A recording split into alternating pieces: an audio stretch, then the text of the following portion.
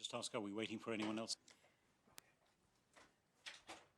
Estamos aguardando que se unan más personas.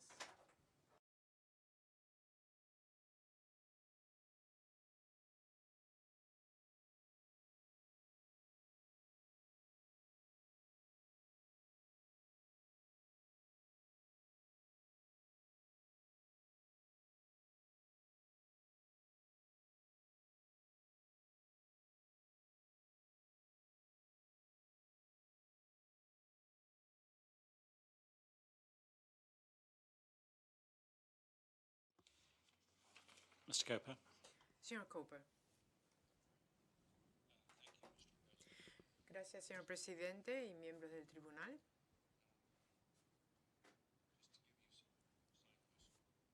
Para darles una indicación del camino que vamos a tomar, yo voy a completar esta sección de las diapositivas y la presentación y voy a contestar sus preguntas. Luego le pasaré el micrófono a la señora Cohen y si queda tiempo después de que ella termine, yo quizás vuelva a dar un resumen final.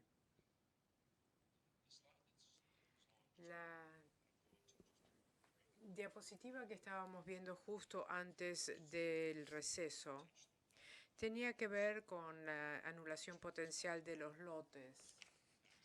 En relación a los hechos, quiero recordarles que consta en actas de que se refiere a todas las propiedades de las demandantes y también es claro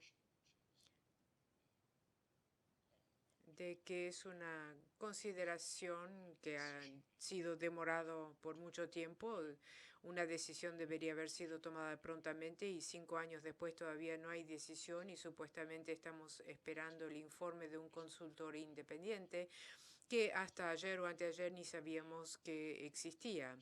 El otro aspecto, tal como entiendo y lo he leído varias veces, pero creo que es una justa interpretación de la declaración del señor jurado, de que este informe de la tercera parte no es el final del proceso, pero de hecho es el comienzo del final del proceso.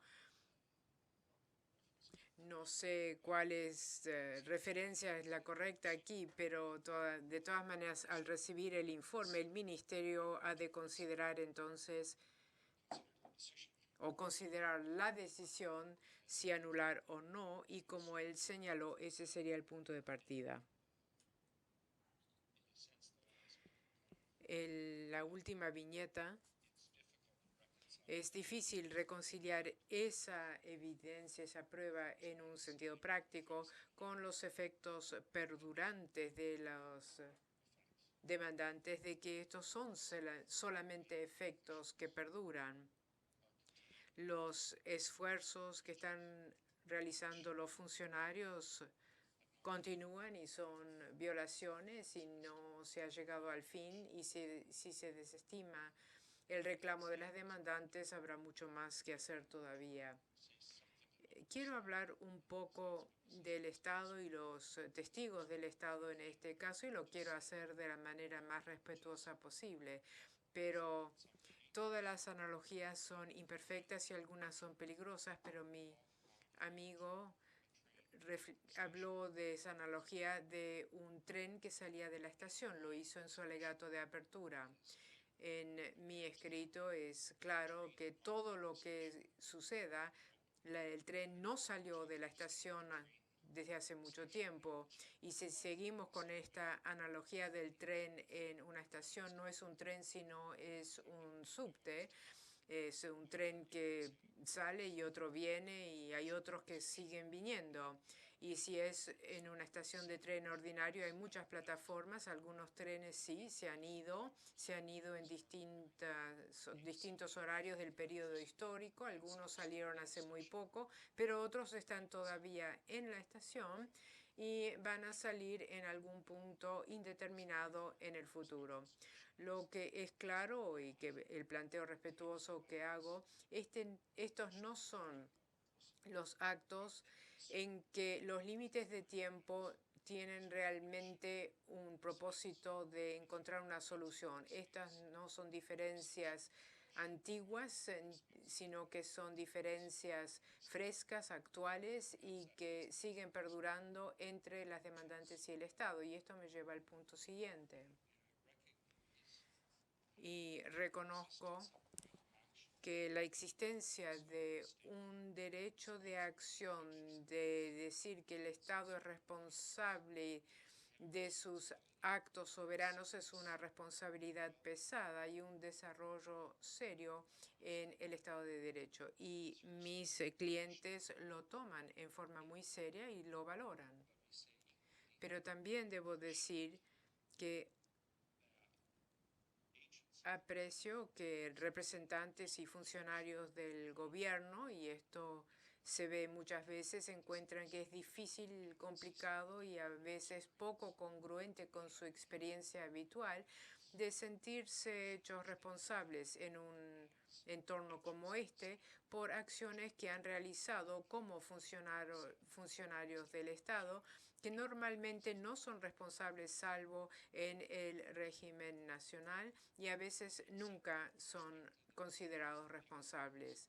Habiendo dicho esto en relación al lente jurídico que el tratado obliga a cumplir, y es en respuesta a una de sus preguntas, señor presidente, es prueba poderosa de la determinación del Estado en expropiar estas tierras. Y la franca hostilidad que se manifestó contra las demandantes de hacer que el Estado fuese hecho responsable debería, en mi opinión, apoyar esa determinación de hecho que ustedes deberían tomar en este caso. Esto es algo que entiendo, hasta cierto punto les siento simpatía, pero en el contexto del lente jurídico, eso realmente apoya los reclamos de las demandantes. En segundo lugar, este caso se trata fundamentalmente de demoras inaceptables. Y nosotros como abogados sabemos que todos los sistemas pueden, de vez en cuando, caer ya sea en prácticas o costumbres, en casos individuales o circunstancias donde hay demoras inaceptables. Pero esa no es la cuestión. La cuestión es la rendición de cuentas.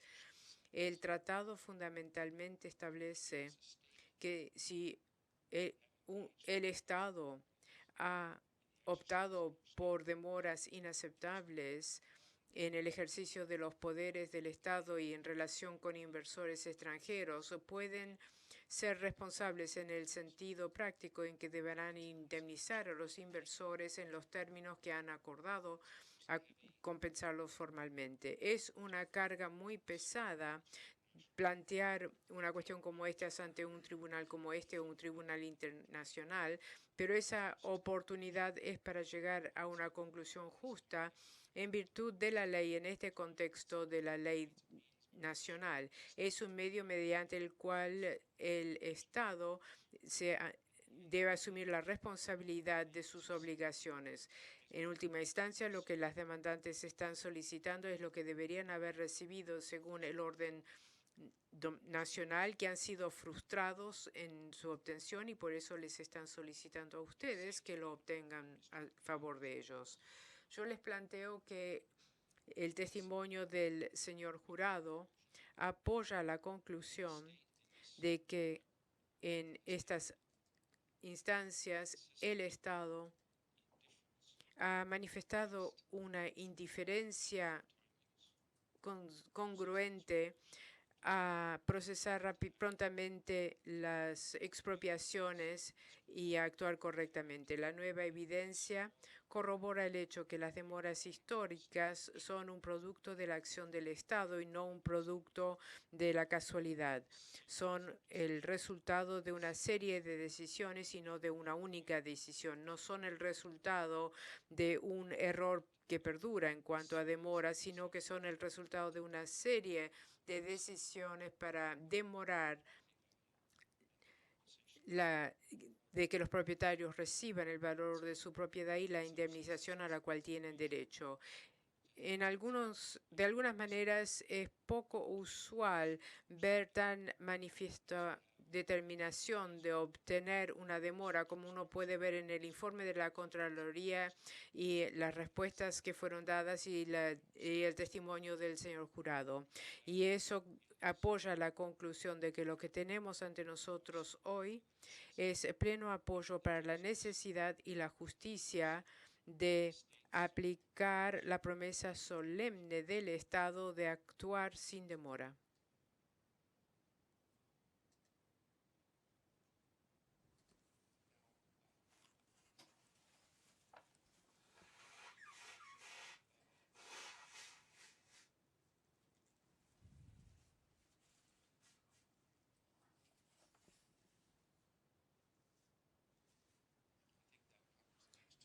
Creo que eso cubre las dos siguientes diapositivas y quizás en forma más clara que las diapositivas propiamente dichas. Ahora voy a contestar las preguntas del presidente y luego las del señor Cantor. El doctor Weiler se ha sentado más cerca mío ahora, así que la corrección también se encuentra más cerca, ya que él es quien me podrá corregir. Y creo que ya he esbozado las respuestas a muchas, si no todas las preguntas, pero usted ha pedido un periodo de respuestas deliberativas y voy a tratar de hacer eso. Entonces, comenzando con la primera pregunta del señor presidente, y como señalé antes, nuestra respuesta es que de hecho sí constituye una obligación separada en virtud del tratado y las consecuencias jurídicas no están limitadas al acto original, ya sea acto directo o indirecto. No estoy seguro en un sentido lógico si hay una opción binaria aquí, ya que dependemos de nuestros alegatos y en el contexto debo decir que dependemos de nuestros alegatos sobre la jurisdicción que plantean muchos argumentos que no he repetido aquí.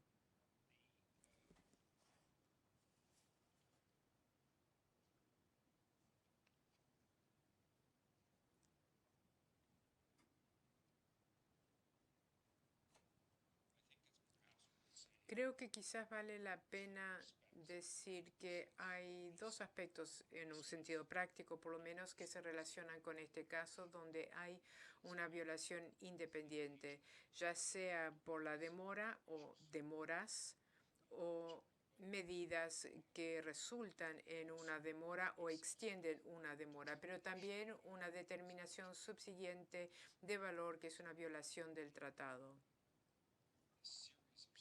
La serie de pasos, por ejemplo, que llevan hacia la transferencia del título puede mostrar que se ha incurrido en distintas violaciones del tratado. Esos pueden ser comprimidos en un evento que puede ocurrir en un momento dado, dadas las circunstancias, y a veces en muchos casos no se trata solamente de bienes raíces y eso trae otras complicaciones. La segunda se refiere al punto que se pueda decir que la violación por el no pago de la indemnización se cristalizó. Y permítanme decir, debemos ser cuidadosos de no transferir términos que quizás son aplicables, pero no son quizás pertinentes para las circunstancias de un reclamo por demora. Y digámoslo así, se puede utilizar un término como cristalización de manera que presupone de que es un acontecimiento instantáneo. En mi planteo en relación a una expropiación indirecta, la naturaleza de las obligaciones del Estado significa que el momento en que se puede reclamar una expropiación indirecta, yo diría, podría ser referido más bien como un punto en el cual las condiciones para la queja de o el reclamo de una expropiación indirecta han surgido. No es que han surgido en un momento específico en el tiempo, ese tiempo será importante para la valoración y para otras cosas, pero no es un momento congelado. Lo dijimos en la apertura, no hay un momento congelado salvo la transferencia actualmente, en realidad. Pero lo que pasa con una expropiación indirecta es que la demandante tiene que decidir cuando los hechos son suficientes para apoyar la conclusión de que las medidas adoptadas independientemente o conjuntamente equivalen a una expropiación. Es lo que sucede en ese punto. Ese es el momento en el cual una acción hacia expropiación o un reclamo sobre una violación de expropiación se puede adoptar, pero no es un punto en el tiempo. Si pasamos a la tercera pregunta, le pido una aclaración y por favor no tome esto como indicación de que en mi mente sea equivalente a esto, pero quiero aclarar un punto. En distintos momentos durante sus planteos esta mañana, y el doctor Weiler creo también en sus comentarios el lunes, han sugerido o han dicho o mantenido que hay una violación potencial de demora en virtud del artículo 10.7.1 y también separadamente el 10.7.2. Yo quiero entender claramente, ¿ustedes están alegando o suponiendo que el artículo 10.7.2 de que la convención deberá es una disposición separada que puede ser violada o que es simplemente una articulación de la norma que se encuentra en el 10.7.1.c?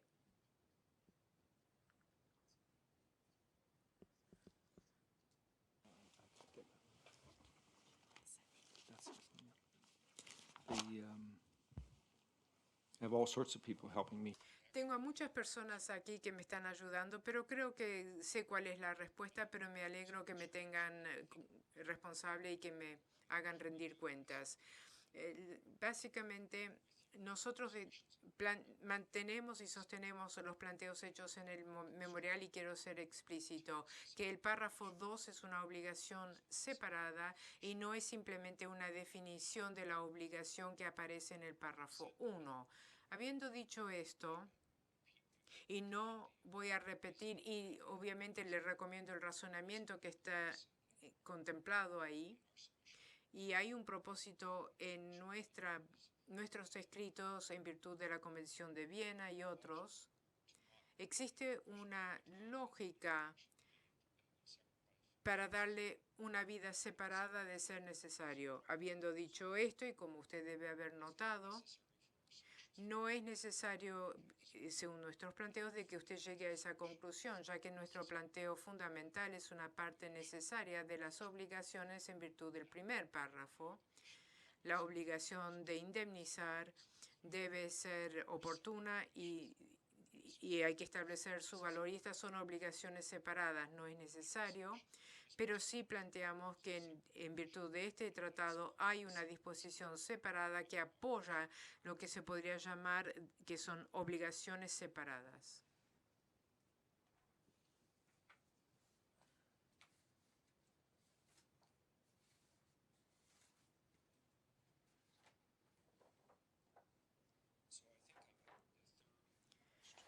Con eso creo que he llegado a la tercera pregunta y la respuesta es que en los términos del tratado es el conocimiento de las demandantes de la violación que se habla del CAFTA, entonces depende de la existencia de un derecho en virtud del CAFTA. En otras palabras, el conocimiento de la violación alegada es congruente con lo que consta en CAFTA. Y debo decir, reconocemos que el derecho del cual se habla es el derecho de un Estado en tratados de inversor en un Estado, y el derecho del Estado y los medios para aplicar es algo que está abierto para los inversores. Entonces, Esto no cambia nuestra forma de interpretar el tratado. Señor Cooper, creo que el sentido detrás de esta pregunta era tratar de identificar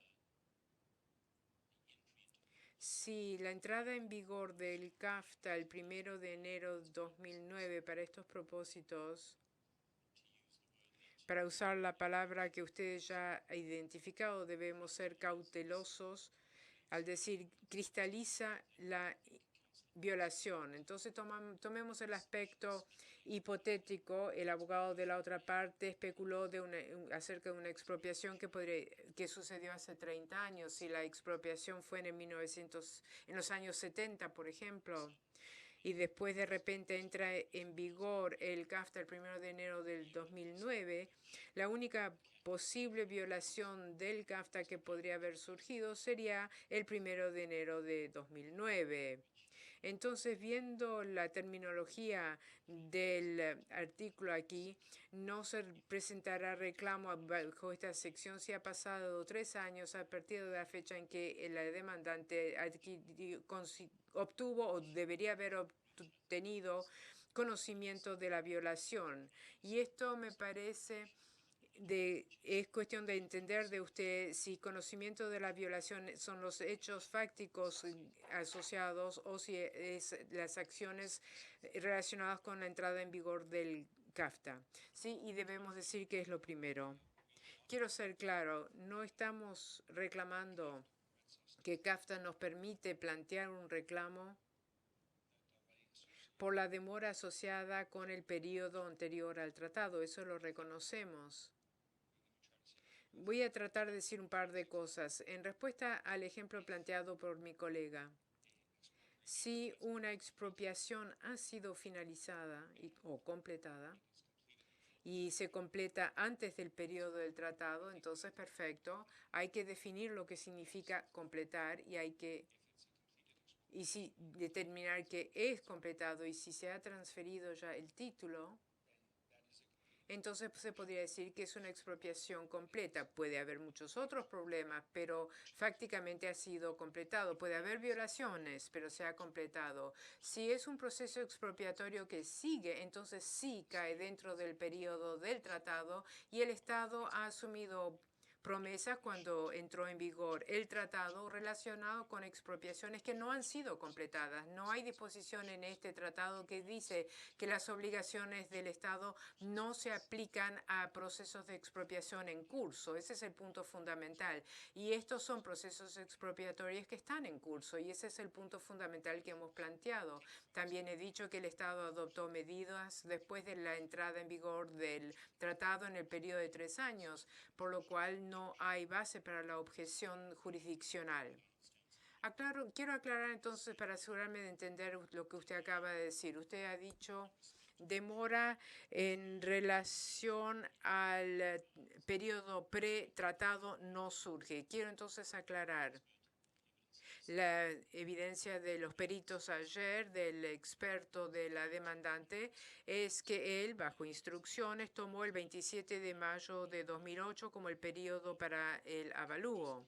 ¿Podría usted aclarar si ese periodo del 27 de mayo de 2008 hasta el 1 de enero de 2009, cuando entró en vigor el CAFTA, cae dentro del alcance del periodo pretratado y la exclusión de ese periodo, o es simplemente una metodología para el avalúo? Quizás usted quiere distinguir entre los dos. Bien, hay dos preguntas separadas aquí. El método apropiado para la indemnización y la cuestión sobre la determinación de la demora. Y quizás tomando el ejemplo de mi colega y dándolo vuelta un poco, no hay una expropiación que ha sido completada, sino una expropiación que sigue como una herida abierta y que sigue en curso, no ha sido resuelto, no hay título ni nada. Entra en vigor el tratado y el Estado, en cumplimiento de sus obligaciones, paga de inmediato el valor justo del mercado en el momento de inicio del tratado. Ahí uno se sentiría obligado a decir que el Estado no está en violación de sus obligaciones en virtud del tratado. En cuanto a las circunstancias actuales, la que estamos considerando, y me podrán corregir de ser necesario, pero la fecha de avalúo que hemos adoptado se basa sobre el predicado de cuándo se podría apropiadamente poner fecha para el avalúo de la indemnización por la propiedad. También decimos en relación al interés, y estoy seguro de que no me equivoco, pero como no dormí mucho anoche, lo quiero consultar con mi colega. Sí, porque su pregunta me hizo dudar si estaba en lo cierto, y sí, estoy en lo cierto. No estamos reclamando interés hasta el inicio del periodo del tratado. Entonces está la pregunta de cómo determinar el valor. Esa es la fecha de avalúo, entonces, que depende de los hechos predicados, y luego en el hecho de una expropiación indirecta, nosotros pensamos que es apropiado decir, en base a estos hechos, de que se podría utilizar la fecha del avalúo para esos propósitos. En cuanto a la evaluación del cumplimiento de las obligaciones por parte del Estado, y no quiero robar palabras de otros, pero el Estado tiene un nuevo emprendimiento en virtud del tratado y puede cumplir con esas nuevas obligaciones. Eso lo reconocemos. Sería muy razonable pensar que un Estado diga, vamos a revisar las controversias que existen, que están en proceso, porque los queremos resolver, porque ahora nos hemos comprometido a que esas promesas no sean simplemente un requisito jurídico doméstico, pero también para dar garantías a inversionistas extranjeros que han invertido en el Estado y tienen ese derecho ahora.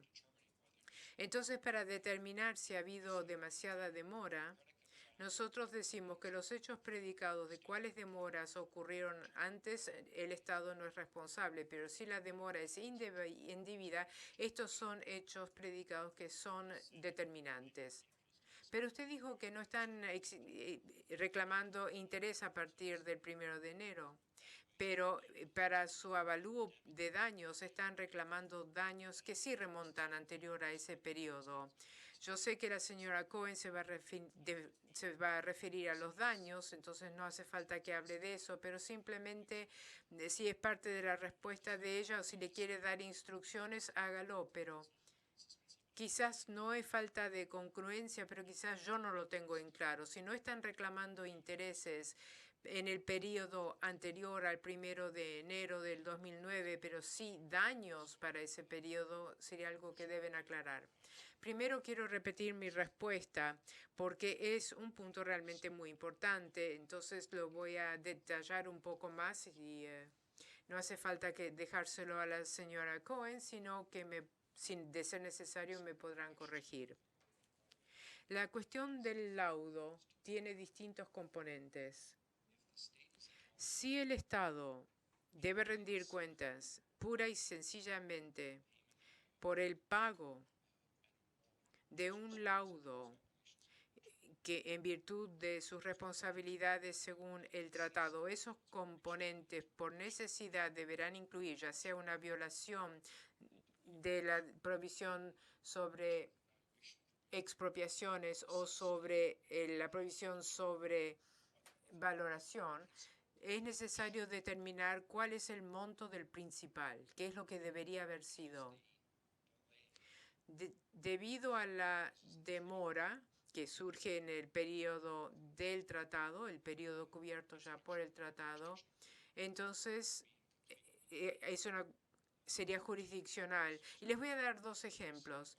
Si uno diría, el interés es solamente tantos dólares, entonces digamos es $10,000 y no van a recibir el principal, entonces sería un laudo incompleto, ya que por necesidad lo que ha sido demorado es el pago del valor justo de mercado.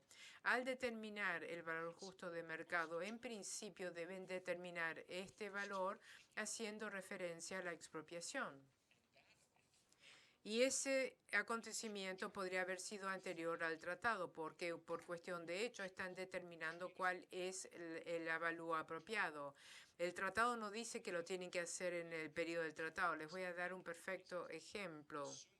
Supongamos que 10 años antes, el Estado determinó que debía $10 millones a los demandantes en relación a la expropiación que no había sido completada, pero habían determinado el valor que iban a pagar, simplemente no lo habían pagado. Y 10 años después entra en vigor el tratado y 5 años después el pago aún no ha sido hecho. En mi planteo, el laudo debería ser: han violado su emprendimiento de pagar prontamente, no han actuado prontamente, ya sea si consideran los 5 años como el único periodo o consideran el periodo completo de los 15 años. Y el laudo necesariamente debería ser el monto del valor justo de mercado de hace 15 años en ese escenario. En este caso, ya que es unos pocos años antes, significa que es indiferente para el análisis.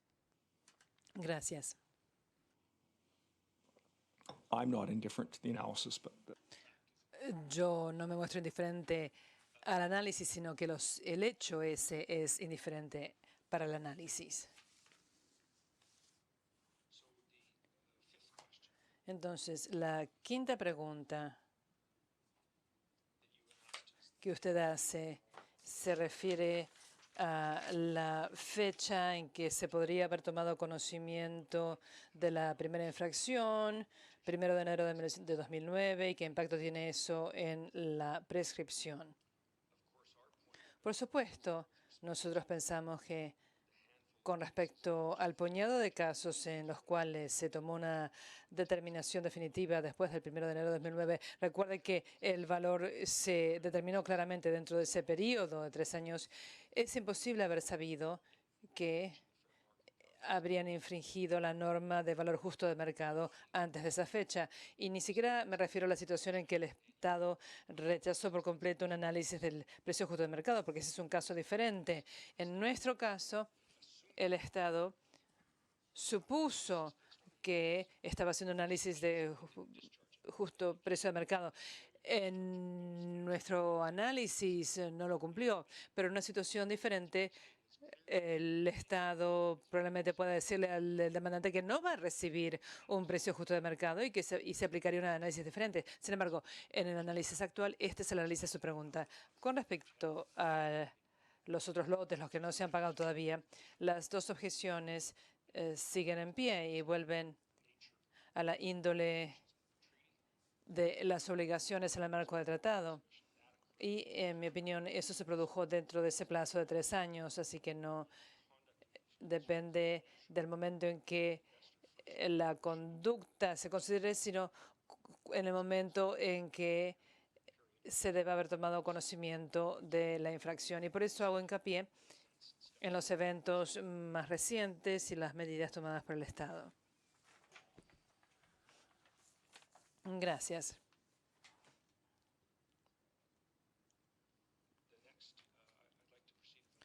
Quisiera proceder, si me lo permiten, a responder las preguntas del árbitro Cantor.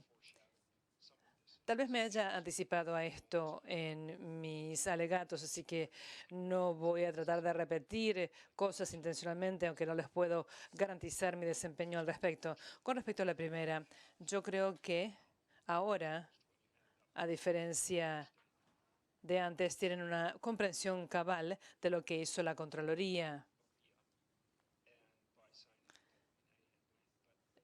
Y también al SINAC y al MINAE cuando. Pero les voy a resumir la respuesta que ya les di, de que lo que hizo la Contraloría fue propugnar una breve suspensión hasta que se tomara una determinación. Y lo que el organismo fue hacer fue decidir aplicar una suspensión de duración indefinida. Así que hay una serie de decisiones al respecto que se produjeron después. Ahora, eso es una decisión del organismo y eso es lo que sabemos. Sabemos con toda certeza que SINAC suspendió los procedimientos. Y les voy a dar un par de referencias. En el párrafo en la transcripción del señor jurado encontrarán referencias al respecto. La palabra cuándo es muy importante. en esta pregunta. Si pudiera darme la perspectiva de los demandantes de cuándo se produjo eso.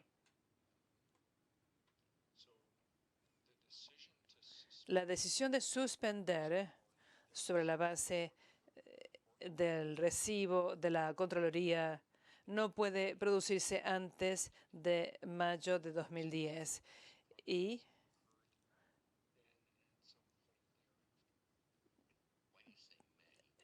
¿por qué dice mayo cuando el informe dice otra cosa? Porque la decisión en cuestión no es la decisión del informe, sino la respuesta del organismo a esa decisión.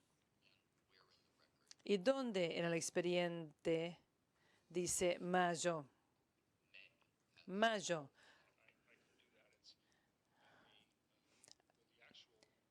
La expresión concreta que usó el señor jurado es que hay dos plazos. Están en el 4.1b y 4.1c en la cronología.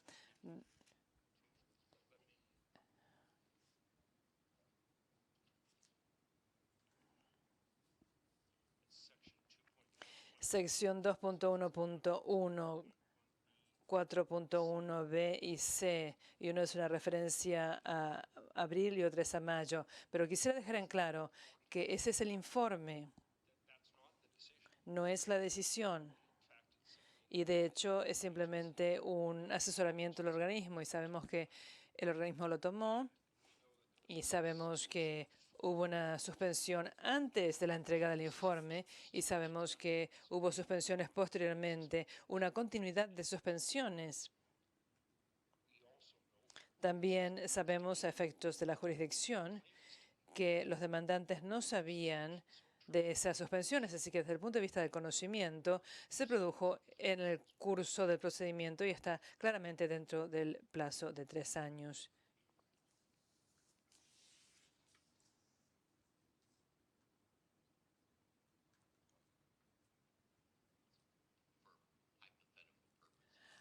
A efectos hipotéticos, suponiendo que esas suspensiones tengan importancia jurídica como actos, ¿a dónde podría remitirme usted en el expediente para entender en qué momento los demandantes deberían haber tomado conocimiento por primera vez, a diferencia del momento en que en realidad tomaron conocimiento?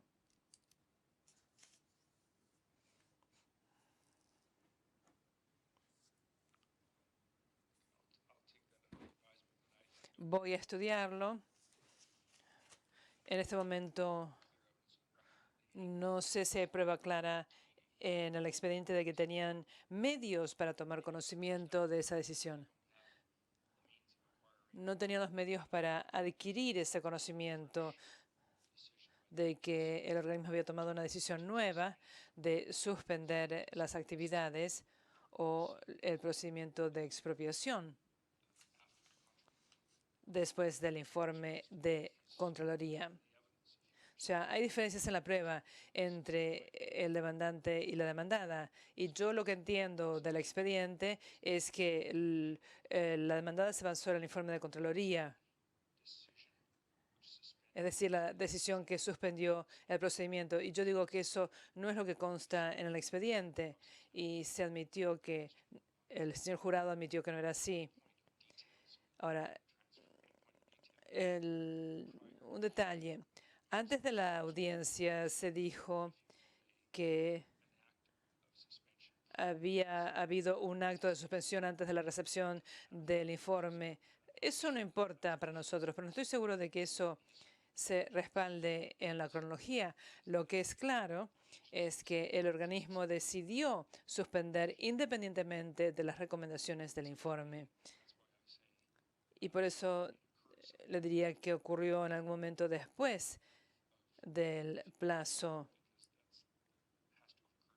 Tiene que haber ocurrido después de ese momento. Puede haber ocurrido antes y después, pero pensamos que ocurrió después.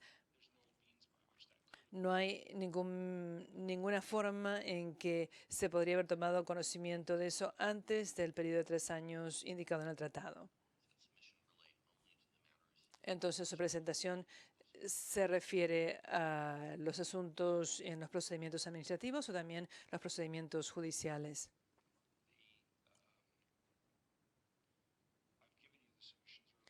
Le indiqué las presentaciones antes en las diapositivas con respecto a los procedimientos y en general la prueba del organismo es que no iba a suspender, sino que hubo asuntos en los procedimientos judiciales. Yo creo que es una conclusión clara de la prueba que colocamos en el expediente de que hubo intentos de demorar los procedimientos judiciales con la acción de otros agentes estatales. Se vieron restringidos en el sentido de que no tenían el mismo efecto de cadena, pero decimos que se puede concluir con toda justicia que el Estado trató de demorar las actuaciones judiciales.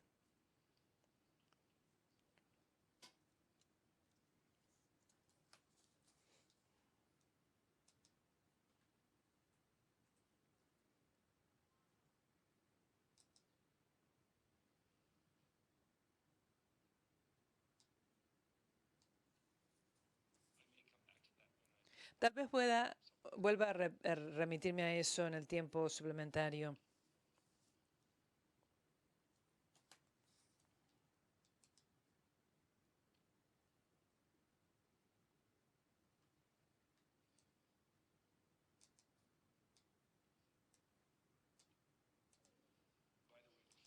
Dicho sea de paso, antes de que me olvide, el señor árbitro Cantor demostró su pasión por los detalles. Hay otro título, otro error tipográfico. Y mis amigos podrán decir si están de acuerdo o no. En inglés y creo que también en español, 4.1c, esa recomendación debería ser sector 4 y no sector 6. Tenemos una admisión general de que abarcaba las propiedades de los demandantes, pero eso es un error tipográfico. Usted está indicando un error en el cuadro. Sí.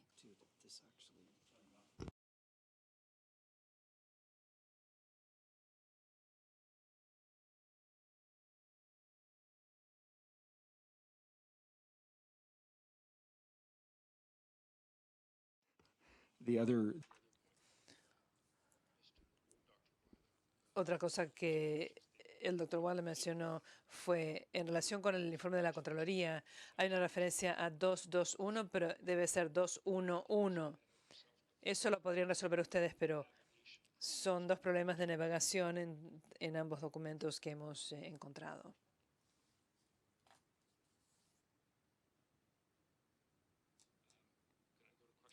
¿Puedo pasar a la segunda pregunta?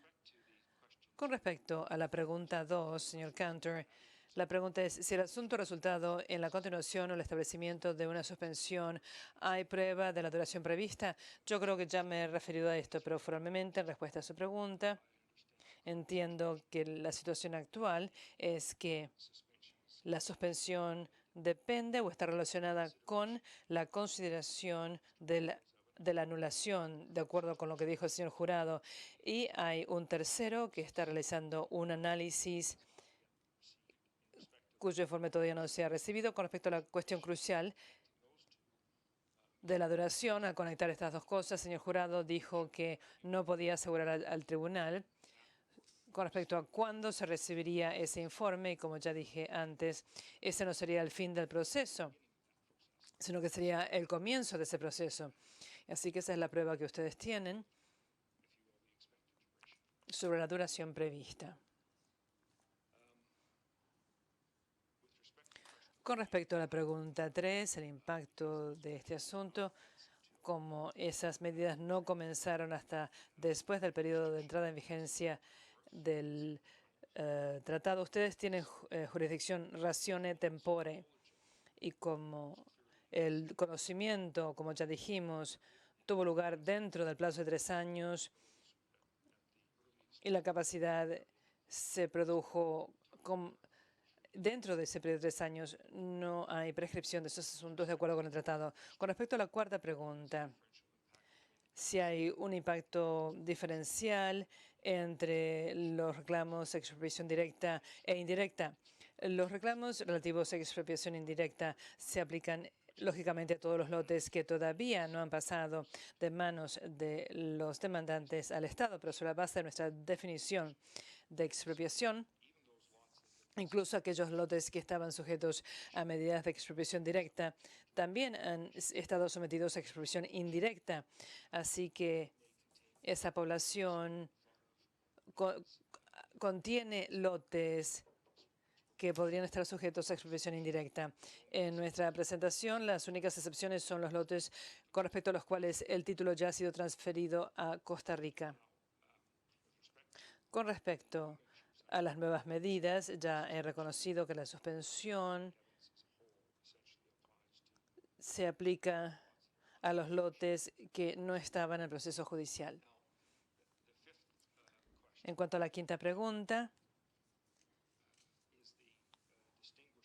la distinción o cómo se distingue entre las llamadas medidas y los llamados efectos persistentes y qué prueba es pertinente para determinar la categoría en la cual debe colocarse este asunto.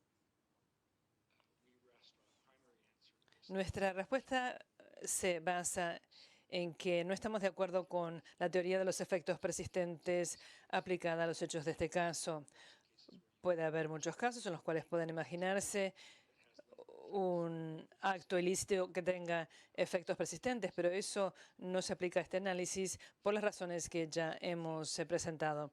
Por supuesto, si no están de acuerdo con eso y dicen, bueno, ¿cómo haría una distinción entre los efectos persistentes? Hay que hacer un esfuerzo de imaginación, pero por eso me hicieron la pregunta si quiere todo lo posible por hacerlo. Básicamente,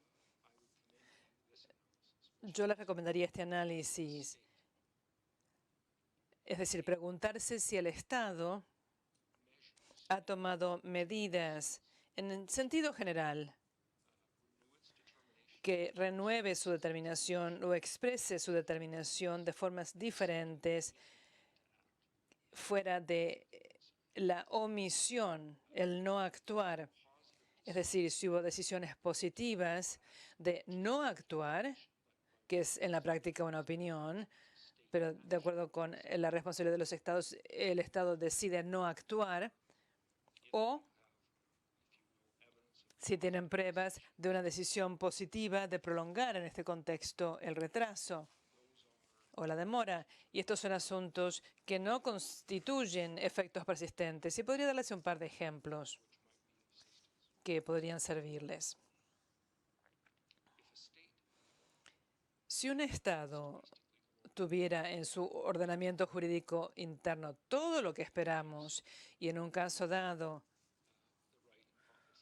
hubiera hecho lo apropiado, que es avisar sobre una expropiación y después proceder a la expropiación, y hubiera, de acuerdo con su ordenamiento jurídico interno, aceptado su obligación de pagar una indemnización basada en el valor justo de mercado y posteriormente actuara de manera tal de privar al dueño de la propiedad de ese valor justo de mercado, eso no sería un efecto persistente de la expropiación original, sino que sería una medida y no un efecto persistente.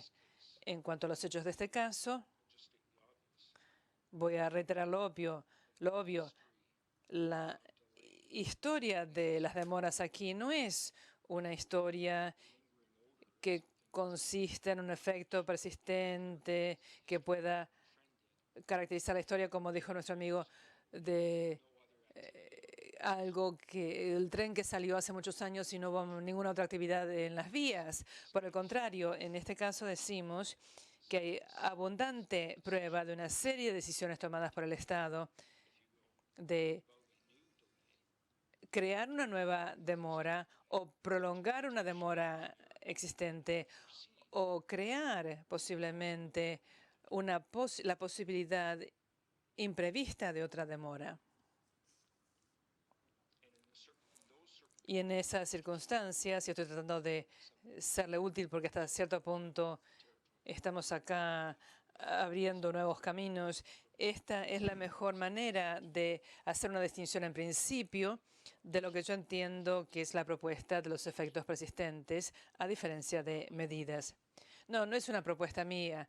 Estoy simplemente citando cosas que dijo el abogado. No, yo no decía nada en contrario. En su respuesta a una frase que usted dijo, y estoy citando acá, que actuó para demorar, entre comillas, sin sugerir que este periodo sea el periodo operativo desde el punto de vista jurídico. Todos estamos al tanto del periodo de 3 años que comenzaría en junio de 2010, porque en junio de 2013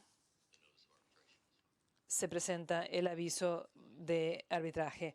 ¿Podría indicarme la posición de los demandantes con respecto a la conducta del Estado que está comprendida en la frase que actuó para demorar a partir del momento iniciado 3 años antes de la presentación de la notificación de arbitraje? Yo creo que la respuesta fundamental en nuestra presentación emana de la respuesta del organismo al informe de Contraloría. Y volveré a referirme al final, pero es la respuesta fundamental a esa pregunta. Lo que quería decir en relación con el concepto, señor Cantor, es que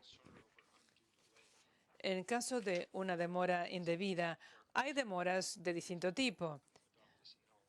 Si vamos a adoptar este análisis, y como estamos tratando de la responsabilidad del Estado por sus actos, un acto para prolongar una demora es un acto de la misma forma que un acto para iniciar una demora.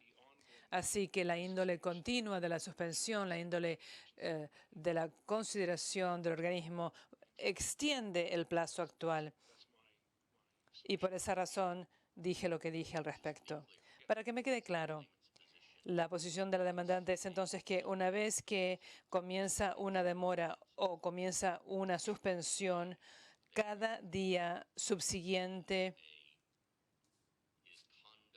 constituye una conducta que representa una continuación de esa suspensión que podría considerarse independientemente a efectos del periodo de 3 años.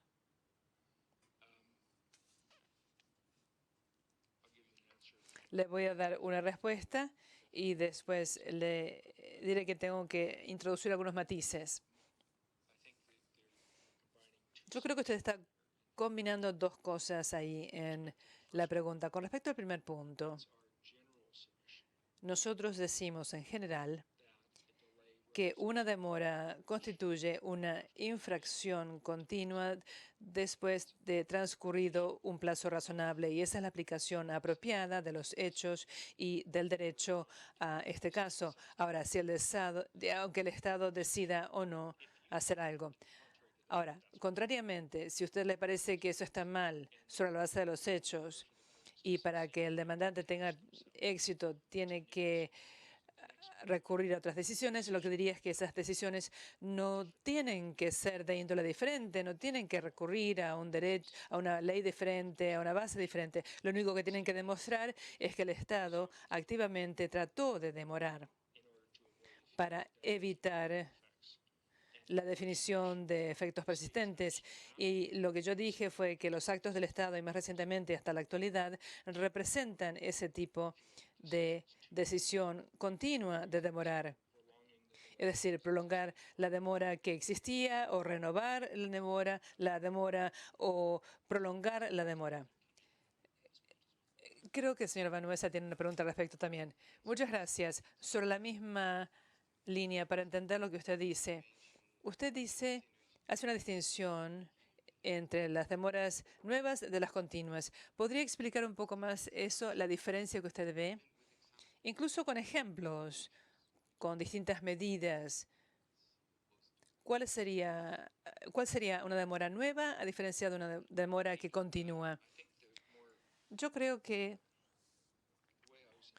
la forma en que yo quería describirlo es que en relación con un periodo de demora, podría haber distintas medidas del gobierno que causaron la demora en su totalidad. Así que si usted acepta el razonamiento, y estoy basándome ahora en otro argumento, es decir, que acepto arguendo el principio de efecto persistente, entonces las decisiones tomadas en el periodo histórico que representa la decisión del Estado de continuar o prolongar la demora, eso representa medidas que están relacionadas con la demora y que son medidas nuevas. Así que, en mi opinión, como yo decía, señor Venuesa, si queremos poner un ejemplo en este caso, el hecho de que la decisión estuvo anclada en el informe de la Contraloría o independientemente de ello, significa que se toma una decisión nueva. Es una medida nueva del Estado de continuar la demora. Así que si no se hubiera tomado esa decisión, entonces el Estado habría procedido y no habría prolongado la demora.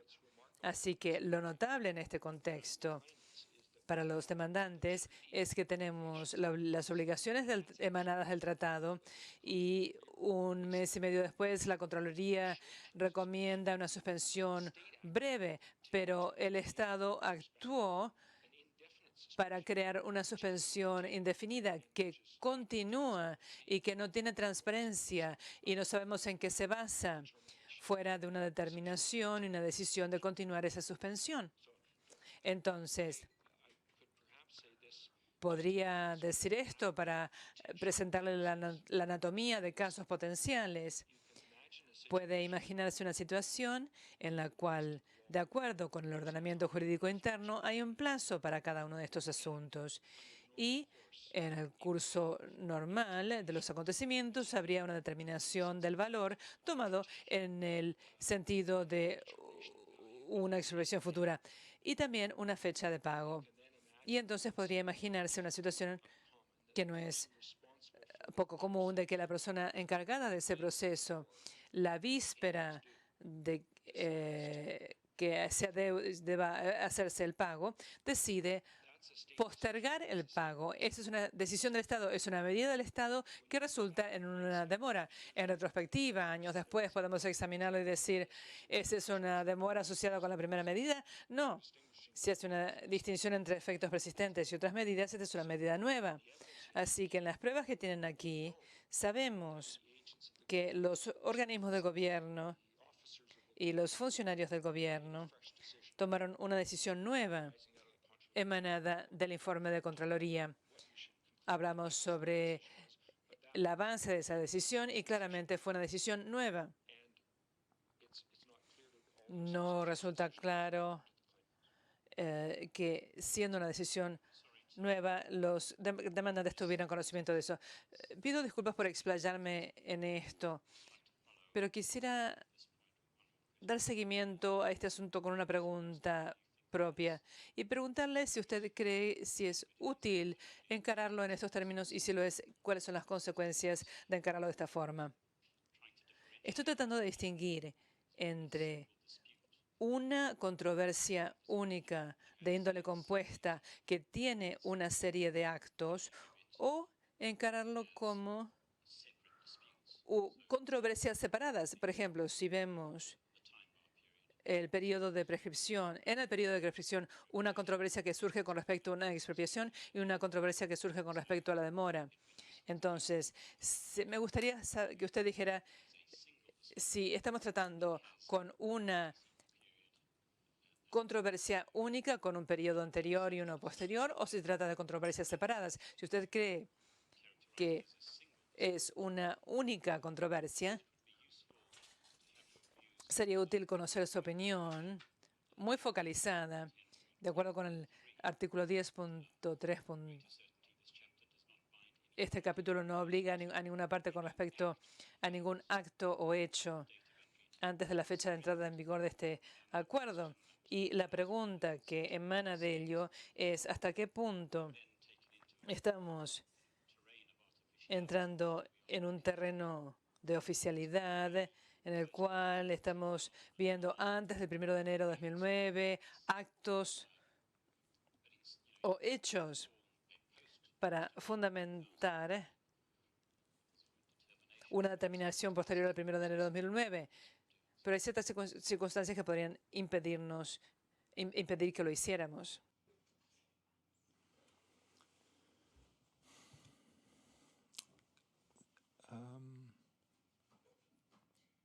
I may want to return to this. Tal vez voy a querer volver a este punto al final de la hora. Primero quiero contestar la pregunta si es, en cuanto a si es útil o si no es útil. Quizás para explayar sobre un pequeño punto, no en el contexto de estas controversias que yo sepa, pero existe jurisprudencia por allá que sugiere que puede haber una medida de artificialidad al intentar desglosar una controversia compuesta en los distintos componentes, porque no permite al tribunal o la corte lidiar con la totalidad de la controversia. Estoy tratando de entenderme con esta situación o este punto. Creo que la respuesta que le daría, y no sé si estoy usando mis palabras o sus palabras, sería lo siguiente. La controversia que presentan los demandantes aquí es que no han recibido la descarga de la promesa del tratado dentro del periodo del tratado. Y para determinar si se ha aprobado esa controversia, hay que determinar si los incidentes de esa controversia se han establecido. Eso significa que quizás tendrán que prestar atención a los hechos antecedentes, pero en principio no exige que tengan que aplicar el tratado en forma retroactiva. Quizás voy a presentar un ejemplo muy claro. Y tal vez vamos a ofrecer dos ejemplos del caso actual. Si uno supone por un momento que se ha anunciado una toma por un propósito público con valor justo de mercado y luego una demora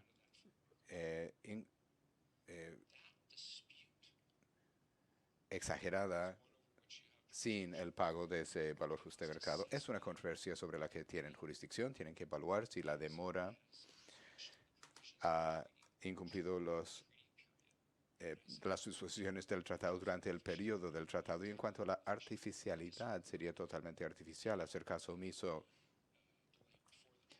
de la demora antes del periodo para determinar si es o si no es exagerado, pero no rige. Aquí decimos que la demora es suficiente aun si uno fuera a hacer caso omiso de las demoras anteriores. Y en relación con eso, uno está honrando el periodo del tratado, el compromiso del Estado y está actuando respecto de asuntos que están en el meollo de su jurisdicción. No está remontando hacia atrás en forma significativa. Ahora, para pronunciar un laudo en esa circunstancia exige que determinen cuál debió haber sido el valor. Si no, no se puede restaurar a la parte y brindar una restitución por el incumplimiento de la obligación, ya que lo que no recibieron está vinculado con la demora. Bueno, gracias.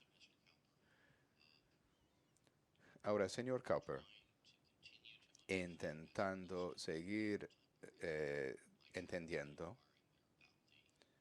el periodo de los 3 años, el presidente ha preguntado por el comienzo del CAFTA, pero el periodo de 3 años en el 10.18, ya ha visto que yo me enfoco mucho en los detalles. Yo quisiera algunos detalles fácticos, suponiendo, hipotéticamente, sin decidir, que lo que propone actuó para demorar o que las decisiones del Estado eran el criterio jurídicamente operativo. Aquí la notificación es 10 de junio del 2013. Eso quiere decir que el 10 de junio del 2010. Es una fecha que tiene un significado jurídico en un otro sentido.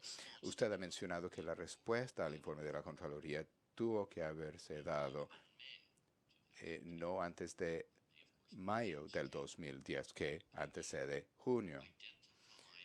¿Puede identificar cuál decisión o cuál acto, en cuáles decisiones o en cuáles actos se basa su cliente que ha surgido después del 10 de junio del 2010?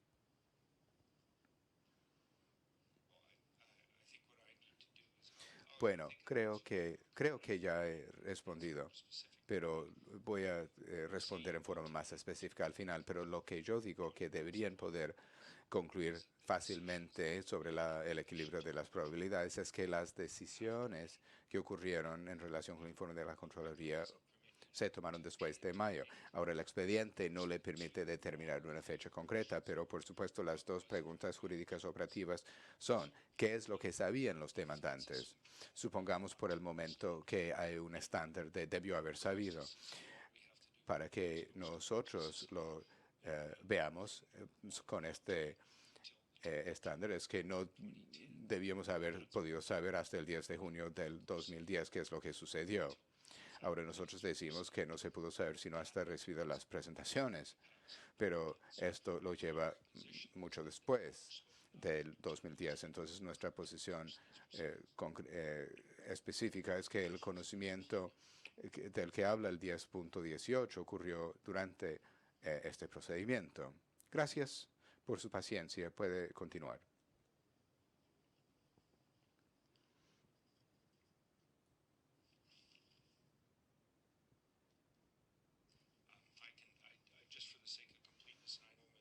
Para ser completo, yo sé que mi colega, la señora Cohen, está lista para tomar la palabra.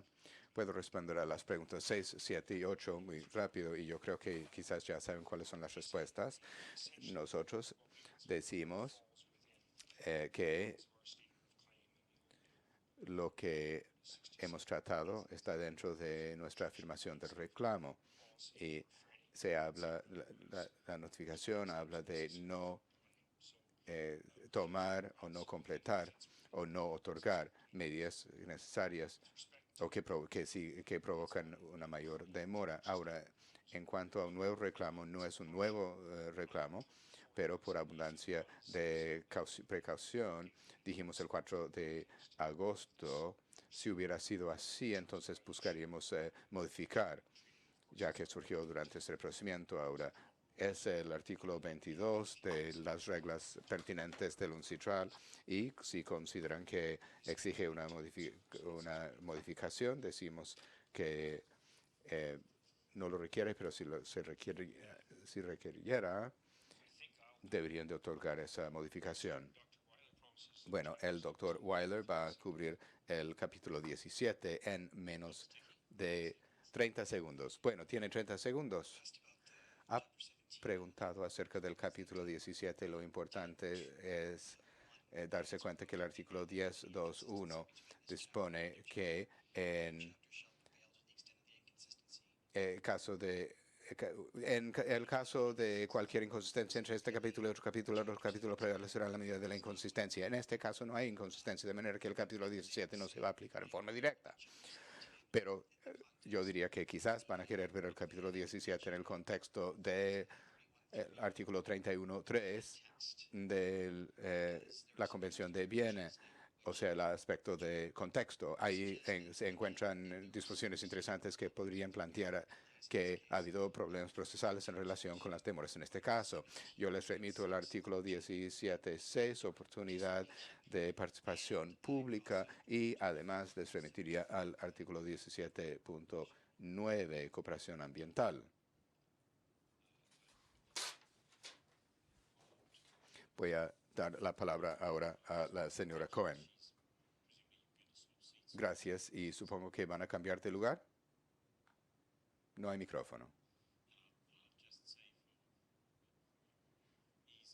Voy a decir, para facilitar, que yo no propongo apagar el micrófono a las 12:30. El tribunal ha provocado demoras por varias preguntas. Bueno, esa fue un acto distinto de demora. Bueno, tendremos que decidir al respecto. Con tal que no haya efectos persistentes.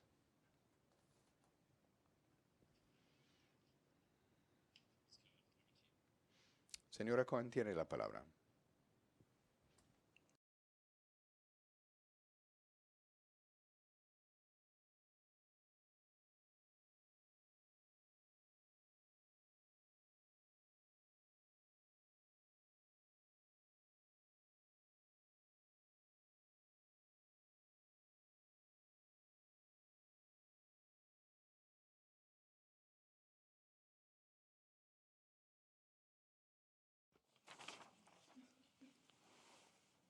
So I think some of the comments. Should we just wait until this has been given to the My interpreters? apologies.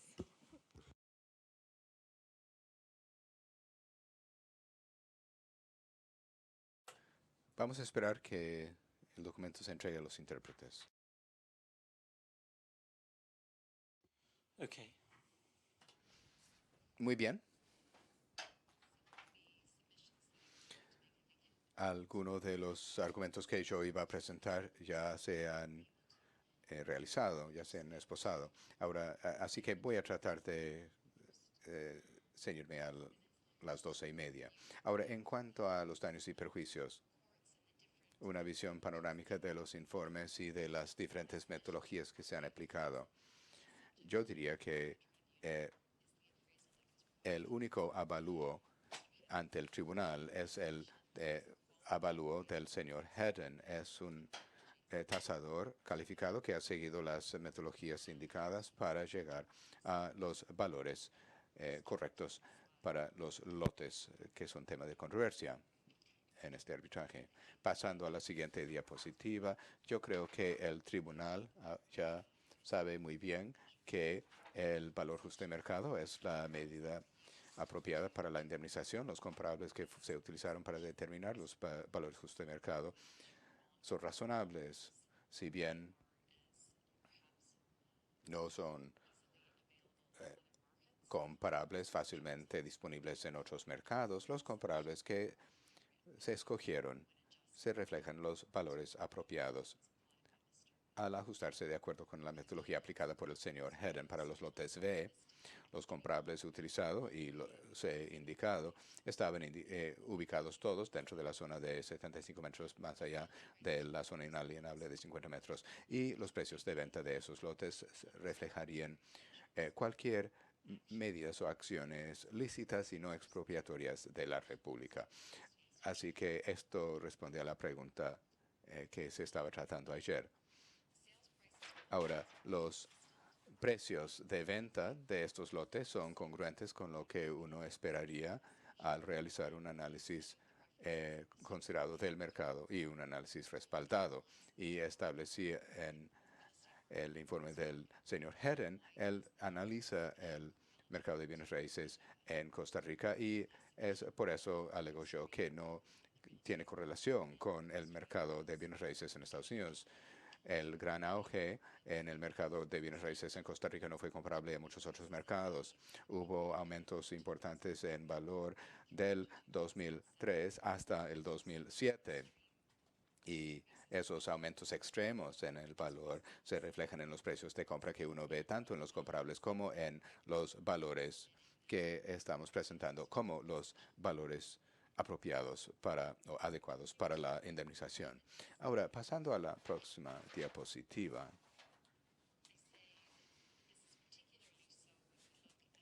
Esto es así, sobre todo cuando analizamos los lotes sujetos a esta controversia, o sea, las que estaban en el área principal. Eran singulares no solo porque eran lotes frente a la playa, sino además eran lotes de dominio absoluto, que es inusual en esta zona. Yo me remito en las diapositivas a los tiempos del mercado y he presentado algunas referencias en la diapositiva.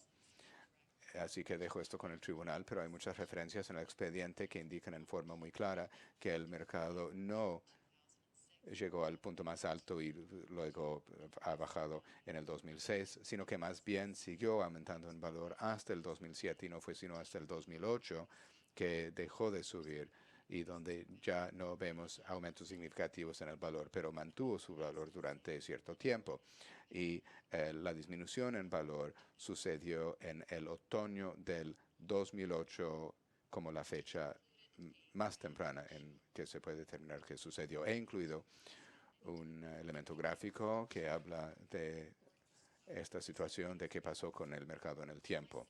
Ahora, pasando a los informes del señor Kazmark, está claro del alcance de trabajo cuando uno lee el primer informe de Kazmark. No se le solicitó realizar un avalúo, ni aplicó ninguna metodología formal en la evaluación de las propiedades que están convertidas en esta controversia. El señor Kazmarek no es calificado para hacerlo, no es tasador calificado ni licenciado y no preparó su informe de acuerdo con ninguno de los estándares aplicables. Pasando a la siguiente diapositiva. El señor Kazmarek fue un perito parcial, sesgado, cuya presentación parecía más argumento de cierre. Él hizo sus determinaciones propias de los hechos y también interpretó la ley en lo que son las decisiones de la Sala Constitucional y la ley de los parques. He presentado varios ejemplos que muestran esto. Su presentación y sus respuestas también evidencian esta situación. Yo digo que muchas de sus conclusiones van a las cuestiones últimas que son estrictamente dentro del ámbito del tribunal. Ahora, refiriéndome todavía a los informes del señor Kazmarek, él no identificó la fuente de muchas de las afirmaciones incluidas en su informe y no hay ninguna prueba de que hizo ninguna verificación independiente, además de revisar los artículos que están adjuntos a su informe. Yo digo que los artículos no respaldan sus conclusiones y no bastan para que este tribunal llegue a conclusiones respecto al mercado en Costa Rica y sobre todo las áreas en Playa Grande y Playa Ventanas. Reconoció que sus determinaciones de los hechos, si el tribunal no está de acuerdo, puede influenciar el resultado de sus opiniones. Pasando a algunos ejemplos concretos de la credibilidad, y pido disculpas por la cantidad de palabras en esta diapositiva, pero yo diría que el señor Kazmarek fue guiado con miras a un determinado objetivo, que fue de indemnizar a los demandantes en el monto menor posible, utilizando los hechos en un intento por manipular ese resultado. Y los dos ejemplos que he incluido en esta presentación esta tarde son, primero, sus conclusiones o sus opiniones en lo que hace a los avalúos administrativos que se produjeron respecto de estos lotes. Fue claro en el contrainterrogatorio ayer que si bien en sus informes él dice que en su opinión los avalúos administrativos fueron razonables, no hizo nada para verificar ni la metodología utilizada por los tasadores que realizaron esos avalúos administrativos, no hizo análisis alguno de los comparables utilizados para determinar si tenían alguna pertinencia respecto de los lotes, no analizó las fechas de evaluación escogidas por los tasadores, tampoco hizo nada más para verificar si esos informes tienen algo que decir respecto del valor de ajuste de mercado de los lotes. En mi opinión, sobre la base de los avalúos administrativos y los montos, está claro que no reflejan el valor justo de mercado y esto lo verifica aún más el hecho que en el proceso judicial varios de los avalúos administrativos se aumentaron en forma sustancial como resultado del proceso judicial. Y yo diría que esos avalúos judiciales tampoco resultaron en valor justo de mercado para las propiedades de los demandantes. El segundo ejemplo tiene que ver con sus conclusiones en lo que hace a valor justo de mercado en su propio informe. recordarán que ayer hubo un contrainterrogatorio de lo que él piensa respecto de los lotes B y si pudieron haber tenido un precio de compra de $1,200 por lote. Y yo diría que sobre la base de la información que él tenía a la mano, incluyendo el documento en el que se basó del catastro, que mostraba que había hipotecas en el lote de B1 en exceso de $400,000, él no pudo, en el ejercicio de un criterio profesional, no podría haber concluido que el precio de compra fue de $1,200. Y voy a volver a este punto porque es pertinente para la determinación de la base de la decisión del tribunal respecto a la indemnización. Ahora en esta diapositiva,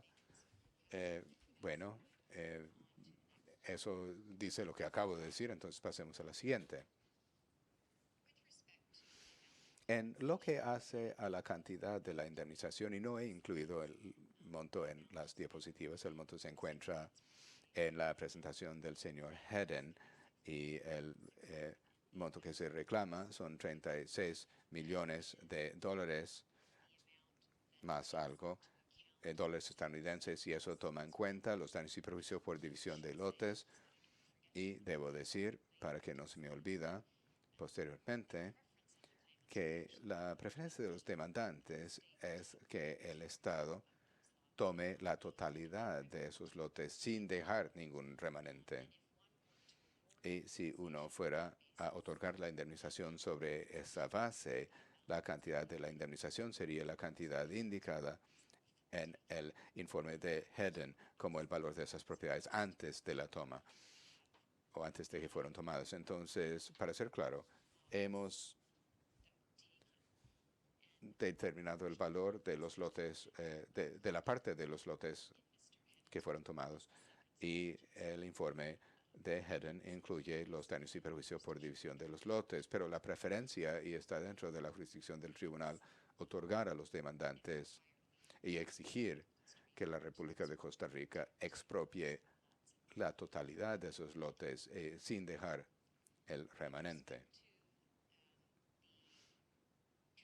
Ahora, en lo que hace a la garantía del tratado de la restitución en relación con el valor justo antes de la toma, yo diría que eso exige el pago del valor justo de mercado pleno. Está atado al concepto de valor justo de mercado. No está atado al costo ni al precio pagado por la persona que resulta ser el que tiene el lote en el momento de la toma, sino que está atado al valor justo de mercado en el momento de la expropiación. Y mientras lo tengo presente, yo les remito en los memoriales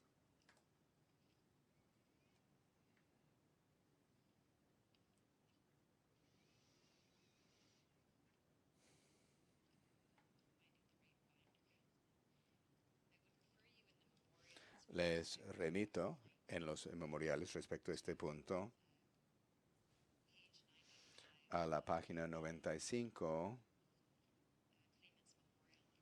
de la demanda del memorial de demanda de los demandantes, sobre todo en el caso SET y en el caso de National Iranian Oil Company. Ahí el tribunal concluye que el tribunal no puede o no debe considerar como elemento del valor la toma misma ni los eventos antes de la toma calculados para disminuir el valor de la propiedad.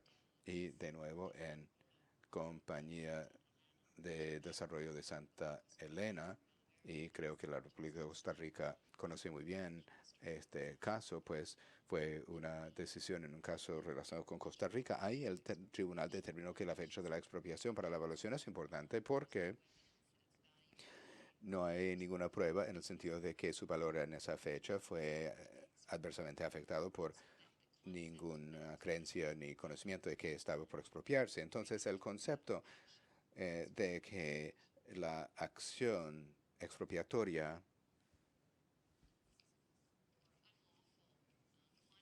o que la conducta ilícita no debería tomarse en cuenta en lo que hace a los valores Es un principio que se ha aplicado en el derecho internacional en forma regular y en forma adecuada. Quiero cerciorarme de que tengamos la referencia indicada. Es la página 95 de su primer memorial. Sí, es así y se encuentra en la nota al pie 251. Yo no veo. Se encuentra en la página 96. La que empieza con Citgo versus National Iranian Oil Company. Sí, pido disculpas. En la copia que tengo aparece en la 95. Y yo les diría que hay una distinción entre la fecha valuatoria que se escoge y la fecha para el cálculo de los intereses, y es por el requisito legal de que la fecha del valor es la fecha inmediatamente afectada por la expropiación, o sea, no toma en cuenta las medidas expropiatorias ni la conducta regulatoria ilícita que tendría a disminuir la restitución que se otorga a los demandantes, mientras que la indemnización de los intereses está atado a la fecha del incumplimiento. O sea, el incumplimiento ocurre y eso no quiere decir que uno no va a mirar hacia atrás para ver la fecha para medir la indemnización adecuada. Pero en cuanto a los intereses y el derecho internacional en relación con el requisito de pagar intereses, se calcula a partir de la fecha del incumplimiento, que sería la fecha de la demora. Y esto es después de la entrada en vigor del CAFTA. Tal vez voy a llegar a eso cuando llegue a los intereses, pero estoy tratando de ser económico en relación con el tiempo que me queda. Ahora, todavía hablando de la diapositiva 62, cualquier laudo sobre la base de devolver el precio de compra tendría que cerciorarse de que el génesis o el factor que se utiliza para calcular el valor justo es el precio pagado. Pues hay que ver si eso refleja el valor justo de mercado en el momento. Hay un debate acerca de este particular. He repartido un cuadro que se ha elaborado de una prueba demostrativa que resume la prueba y realiza un análisis para proponer una medida alternativa de daños y perjuicios. Nosotros no consideramos que esta es la medida apropiada de daños y perjuicios, sino que la cifra adecuada es la cuantificada por el señor Hedden. Pero si uno fuera a adoptar un análisis fundamentado en el precio de compra para garantizar la restitución adecuada, habría que tomar en cuenta al menos una tasa de retorno respecto del valor inmobiliario, o sea, un retorno respecto del valor por esa toma. Y yo diría que hasta el momento de la expropiación, el propietario de la propiedad tiene el derecho al uso y goce de esa propiedad, y ese uso y goce incluye el aumento en el valor que experimenta la propiedad durante ese periodo. Ahora, para dar las referencias, yo no tuve tiempo de agregar las referencias a este cuadro resumido que he repartido en forma separada. En lo que hace a los lotes 40 y 39, los primeros dos, se toma del señor Kaczmarek, es decir, el precio de compra viene de la página 17 del segundo informe de Kaczmarek. El B7 es de la declaración testimonial del señor Gremillion, del párrafo 7. C71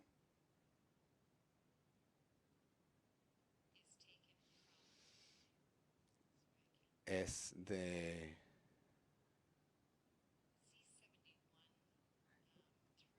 C71 hasta B61C. Esos precios de compra son del segundo informe del señor Kaczmarek en la página 17. Bueno, ha anotado todos esos en vez de tratar de leerlos. Sí, podría hacer una anotación sobre la base de que simplemente va a incluir las referencias y que nos dé eso lo antes posible, a no ser que la parte demandada los quiera tener. Bueno, nosotros anticipamos objetar porque nos preguntamos de dónde vienen esas cifras y mientras, bueno, antes de tomar el receso del almuerzo sería mejor tener las referencias para que los podamos digerir las referencias y no al almuerzo. Bueno, sí lo podría hacer lo antes posible después de que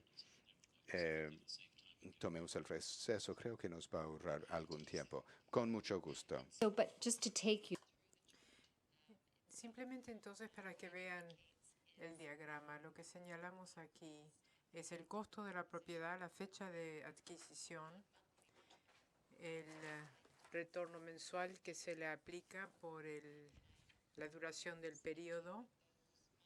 Y yo planteo que estos retornos para el 2003, 2004, 2005 son conservadores realmente, y les puedo dar algunos ejemplos del por qué. Para el 2006, 2007 y 2008, el retorno mensual, el porcentaje, son los montos determinados como apropiados por el señor Hedden y aplicables al mercado en aquel momento. Y ese monto se calcula sobre la base de los metros cuadrados de terreno que fueron expropiados para así calcular un monto de indemnización por metro cuadrado para los lotes en cuestión. Y quiero explicar que en relación con los lotes que están en la parte inferior de este diagrama, que son los lotes B y los lotes SPG, ya que estos terrenos son más grandes, era difícil realizar este análisis sobre la base del precio de compra. Entonces, para todos los metros cuadrados, el monto del laudo que aparece en un glaube fue utilizado como precio por metro cuadrado a partir de enero del 2006 y luego se aplicaron los intereses. Señor presidente, tenemos una breve objeción. Lo que se nos está dando aquí en el alegato de cierre es una conclusión totalmente diferente y entonces queremos que se elimine. Para mí es simplemente un cálculo matemático, es una prueba demostrativa tomada de las pruebas que están en el expediente, no es sobre la base sobre la cual se debe realizar la conversación de la indemnización, pero si no representa una metodología alterna para la cuantificación de la indemnización según el lineamiento presentado ayer. Vamos a pensar acerca de la objeción, pero aún así le pediríamos que anote aquí todas las referencias para que tanto nosotros como la parte demandada tenga esa información. Sí, lo haremos. Pasando a la diapositiva siguiente, creo que ya he hablado de casi todos los comentarios que quería hacer y que aparecen aquí, pero como dije, los montos son conservadores. La transacción relacionada con el lote B61 refleja cuán conservador es el monto.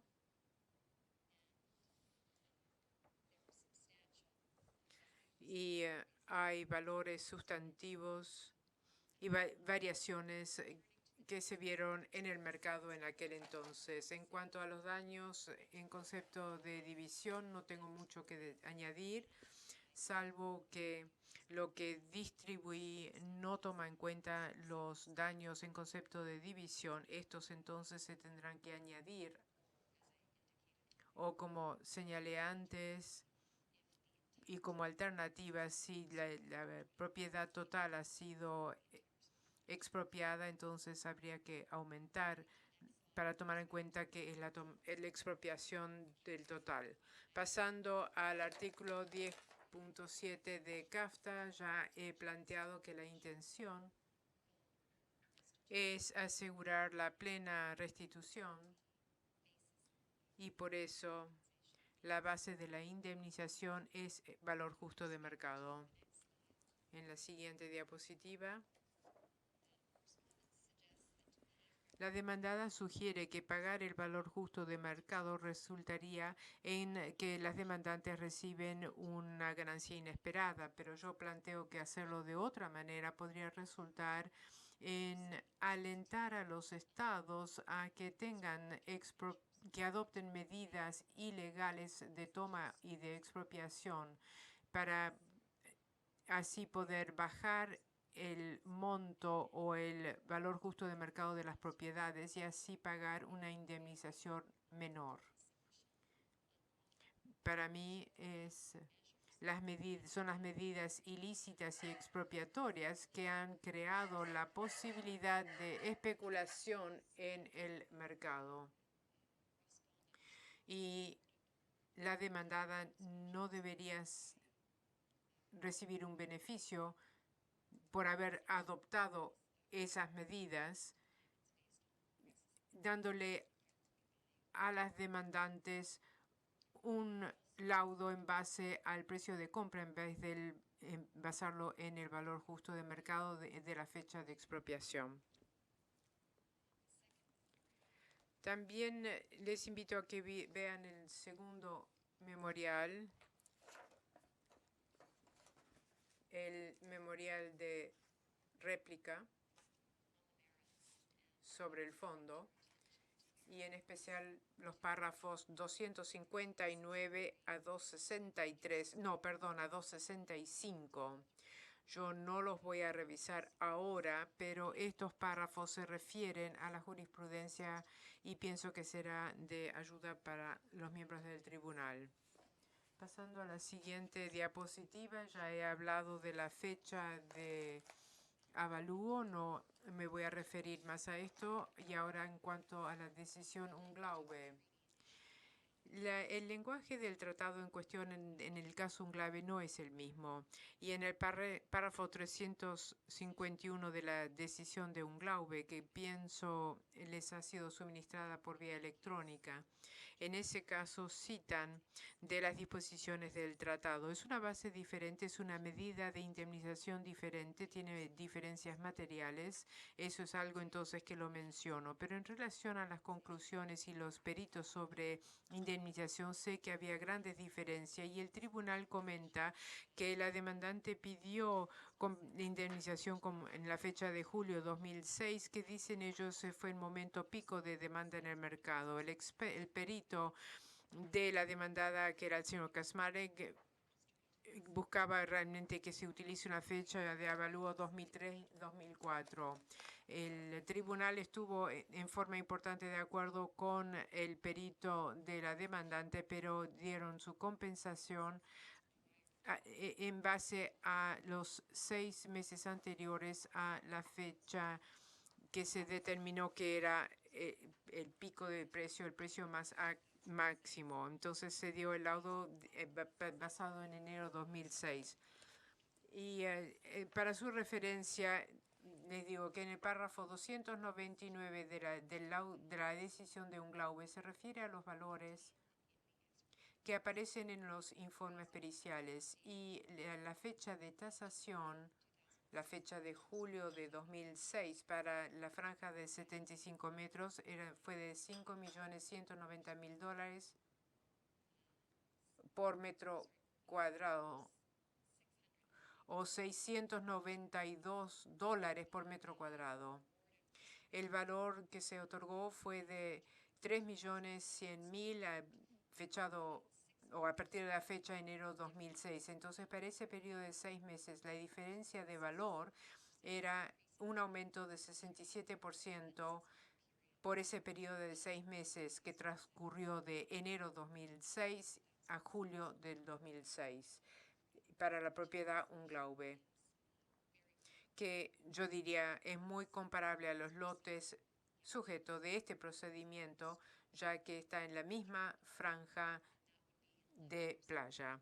Y eso sería un aumento de 11% por mes, lo que es significativamente inferior a los valores que ya se incluyen en el informe del señor Hedden o el diagrama que yo les di. Usted se está refiriendo al párrafo 299 del laudo Unglaube, es para la posición de las demandantes y luego viene la posición de la demandada.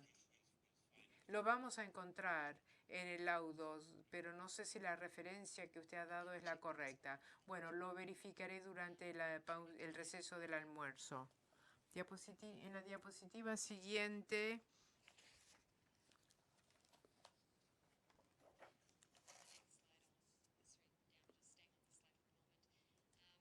se refiere a daños.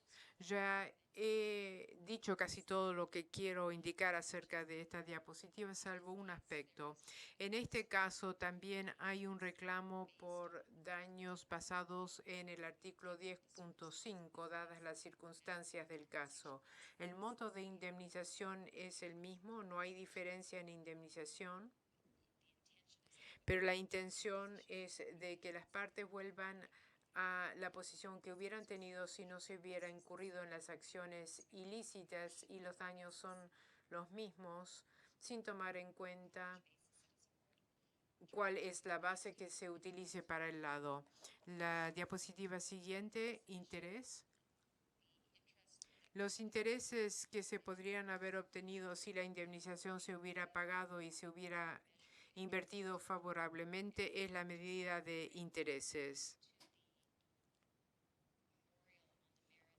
Y refiriéndome al párrafo 322 del memorial, el principio de plena reparación se dice que debe pagar un interés que plenamente compense por la demora. Y en la nota de pie de página 268 se indica que en virtud del artículo 38 sub 2, el interés debe aplicarse a partir del momento y de la fecha en que se debería haber cumplido con el pago.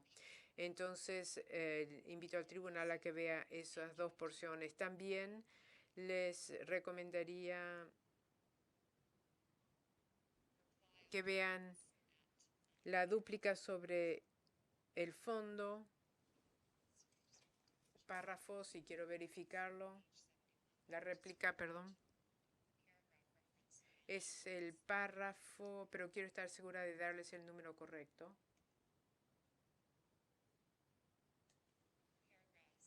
Párrafo 259 a 265.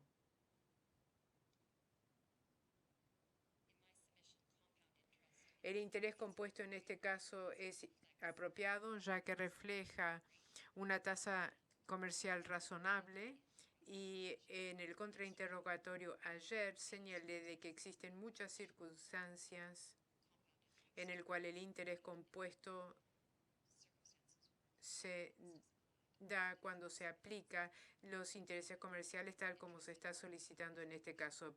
Así que el interés que se está buscando es una tasa de interés comercialmente razonable. Entonces, sujeto a preguntas que pueda tener el tribunal, el señor Cowper se va a referir a las costas. Si el tribunal tiene unas preguntas.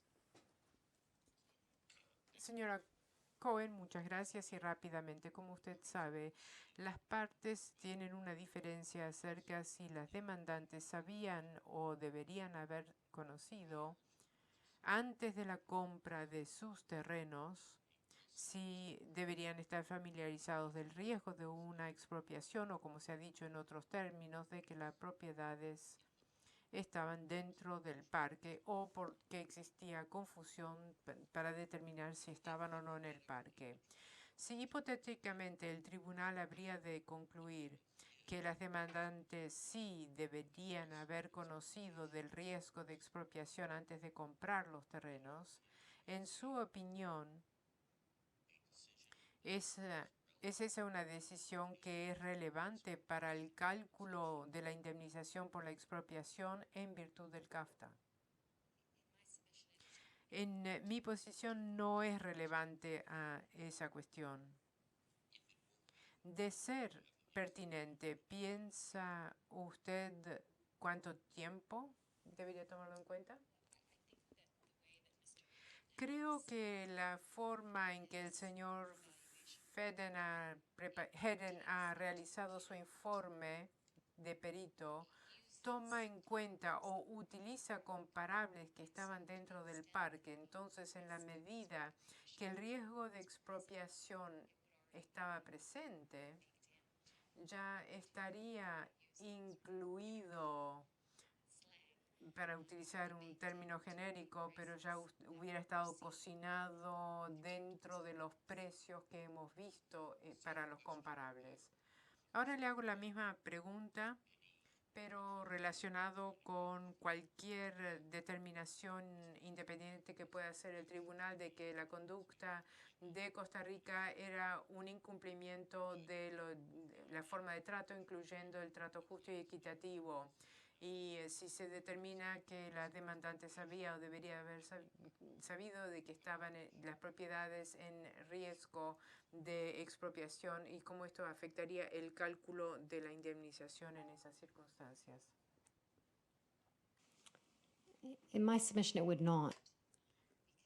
Yo diría que no, porque el concepto requiere que las demandantes se vean en una situación en la que se hubiesen encontrado si no se hubiera realizado esta conducta indebida. Última pregunta.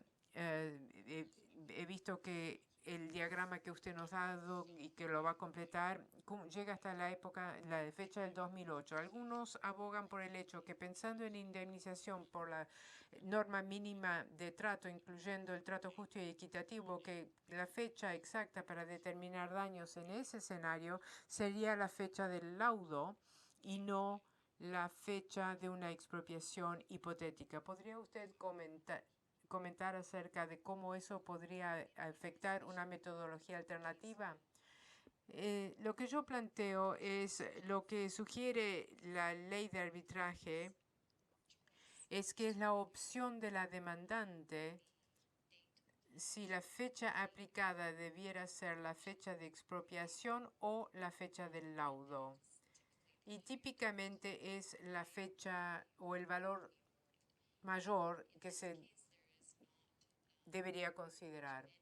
En este caso hay poca prueba y evidencia acerca cuál sería el valor en ausencia del acto de expropiación. Es muy difícil determinar ahora cuál es el valor justo con una fecha de avalúo actualizada, pero hay evidencia en el expediente que el estado inmobiliario en términos generales en Costa Rica ha vuelto al valor que hubiera tenido en el periodo 2006-2007, pero realmente hay muy poca evidencia. Hablando de una opción por parte de las demandantes y la jurisprudencia relacionada para una fecha ulterior, ¿usted se está refiriendo a los laudos que han establecido diferencias entre las expropiaciones lícitas e ilícitas? Sí, lo estoy haciendo.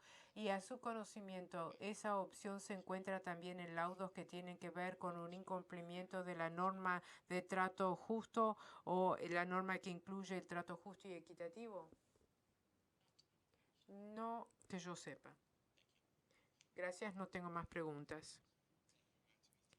Gracias, señor presidente. Señora Cohen, tengo una pregunta muy general para simplemente tratar de entender la dimensión de su trabajo sobre daños. Si usted considera que la única norma aplicable que se debe aplicar a los precios de bienes raíces en Costa Rica para determinar el valor justo de mercado conforme al derecho internacional debería asumirse como ser las normas de los Estados Unidos o las normas de los Estados Unidos tal como se definen, como lo definen las institucionales profesionales norteamericanas. Me parece que usted está dependiendo de una forma de pensar que define las normas o las únicas normas que usted está aplicando como ser las normas norteamericanas. Aun si lo llama como normas internacionales, usted se está refiriendo únicamente a organizaciones profesionales norteamericanas que determinan esas normas. En el informe del señor Hedden, él se refiere, o en su análisis, él se refiere a las normas norteamericanas y también las normas internacionales de tasación y ha utilizado ambas para su opinión. Pero él es un experto norteamericano, entonces ha aplicado las normas que se le aplican a él en la preparación de su informe. Cuando él habla de las normas internacionales, se está refiriendo a aquellas que se aplican y que aplican estas instituciones norteamericanas.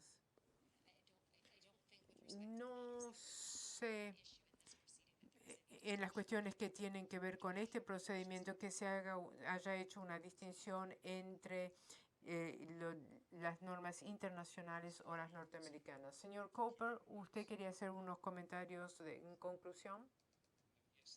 Sí, gracias. Un punto que quiero ofrecer en relación a la solicitud de detalles del señor Cantor, y la señora Cohen me corregirá, pero es que las demandantes llegaron a la conclusión de que no había riesgo de expropiación en el parque. Y eso es un sucedáneo para el valor justo de mercado. Nosotros nos basamos en el hecho de que el tratado garantiza expresamente que las personas que hayan perdido, que se les tomen las propiedades, no se verán disminuidos por este hecho. Por último, quisiera decir en 1 o 2 minutos que yo dije que le iba a aplicar de la norma que debiera ser.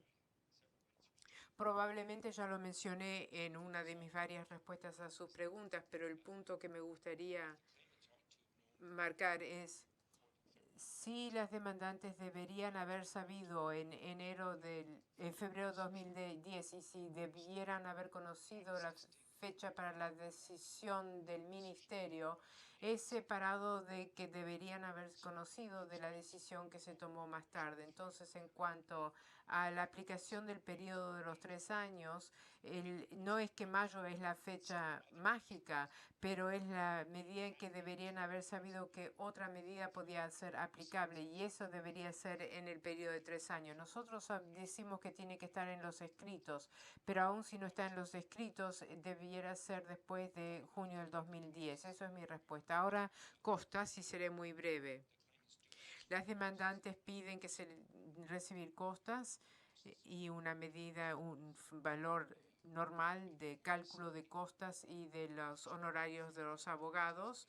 Mi colega ha caracterizado sus costas que se basan sobre de que este es un reclamo frívolo. Mi planteo es que ustedes no debieran, aun si llegan a la conclusión de que estos reclamos no deben de prevalecer, no son de todas maneras en absoluto reclamos frívolos y al ejercer su discreción y si desestiman el reclamo, deberían imponer las costas en la demandada, aun si la determinación no es favorable para las demandantes.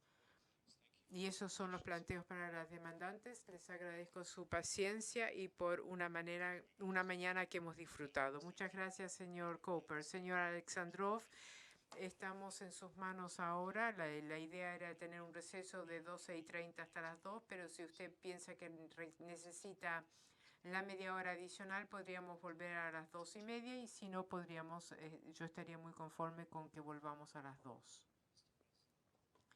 Señor presidente, estamos satisfechos con reiniciar a las 2. Quiero aclarar 2 puntos.